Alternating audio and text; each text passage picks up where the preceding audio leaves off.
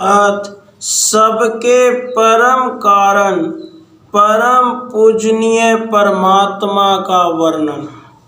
श्री महादेव जी ने कहा, हे मुने, आप पूर्वोक्त विचार का अवलंबन करके अपने परम आर्थिक स्वरूप का ही परमाणु से शीघ्र निर्धारण करें। उसके विपरीत अनर्थ रूप देहाभिमान का अवलंबन न करें। जो इस संसार में जानने योग्य है, उस परमात्मा को तत्वज्ञानी ने जान लिया। फिर संसार के भ्रम के साथ उसका कोई प्रयोजन नहीं रहा। अतः उस तत्वज्ञानी के लिए कर्तव्य या अकर्तव्य कुछ नहीं रहता, यह मैं जानता हूँ। आप इन शांतिमय और अशांतिमय विकल्पों का यदि दलन करते हैं तो आप धीर हैं, यदि वैसा नहीं करते तो आप धीर नहीं हैं। इसलिए आस्था रखकर आप परमात्मदर्शी बन जाइए। ब्रह्म ज्ञान के लिए शीघ्र ही उपयुक्त दृष्टि का आश्रय करके मेरे द्वारा जो कुछ कहा जाए उसे सुनिए। आत्मज्ञान के प्रयत्न के बिना चुपचाप बैठे रहने से क्या लाभ। त्रिशूलधारी भगवान शंकर इस प्रकार कहकर फिर बोले कि आप बाह्य देह में आत्मबुद्धि मत कीजिए, क्योंकि यंत्र की भांति प्राण से यह शरीर चेष्टा करता है और प्राण वायु से रहित शरीर निश्चेष्ट हो मुख के समान स्थित रहता है। किंतु चेतन जीवात्मा आकाश से बढ़कर निर्मल और अव्यक्त है। सत्स्वरूप परमात्मा की सत्ता ही चेतन जीवात्मा के अस्तित्व में कारण है।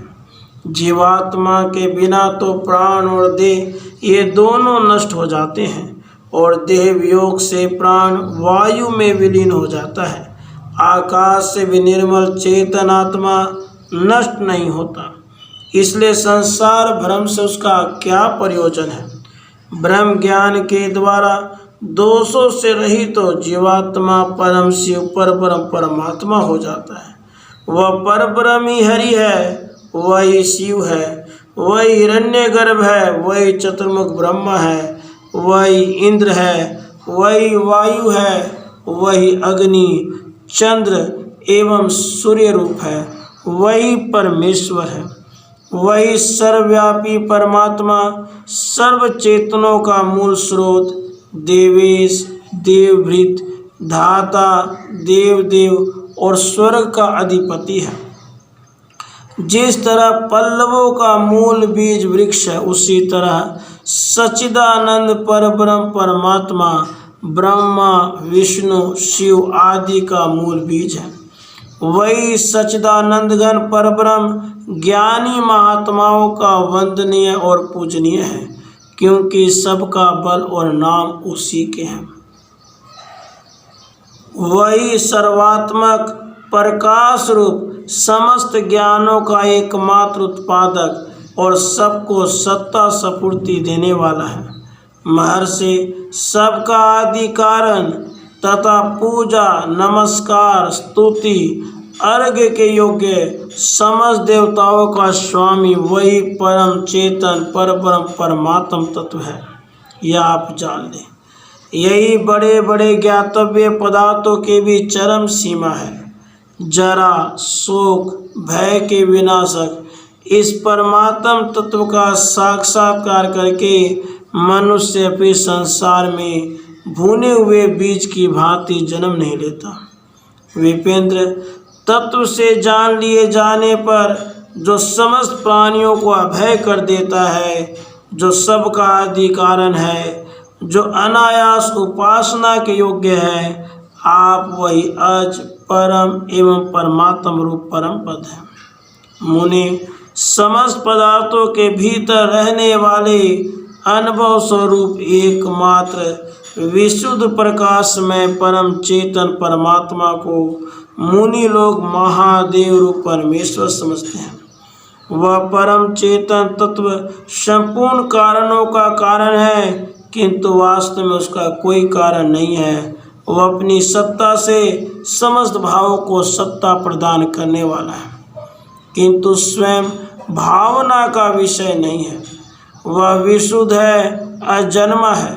वह समस्त चेतनों का चेतन, दृश्य विषयों का प्रकाशक, दृश्य संसार का परम आधार है।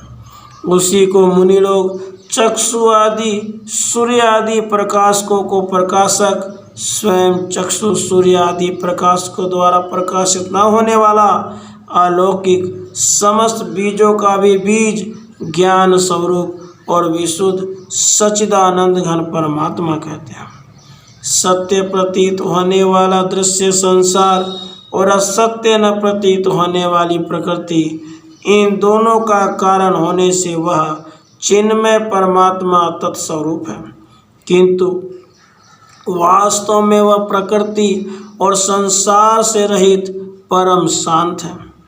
इस महान चिन्मय परमात्मा में पहले करोड़ों जगद्रूपी मरुमरीचिकाएं हो चुकी हैं, आगे भी होती रहेंगी और वर्तमान काल में भी हो रही है।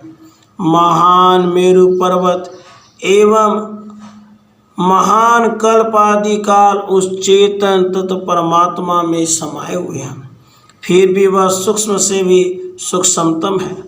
कर्तापन के ईमान से रहित होने कारण यह परमात्मा कुछ न करते हुए ही संसार की रचना करता है, और यह संसार का उद्धार रूप महान कर्म करता हुआ भी कुछ नहीं करता। जिस परमात्मा के संकल्प में यह समस्त संसार विद्यमान है, जिससे यह सारा संसार उत्पन्न हुआ है, जो सर्वस्वरूप है, जो सब और व्याप्त है एवं जो सर्वमय है, उस सर्वात्मक परमात्मा को बार बार नमस्कार है। राधे कृष्ण। राधे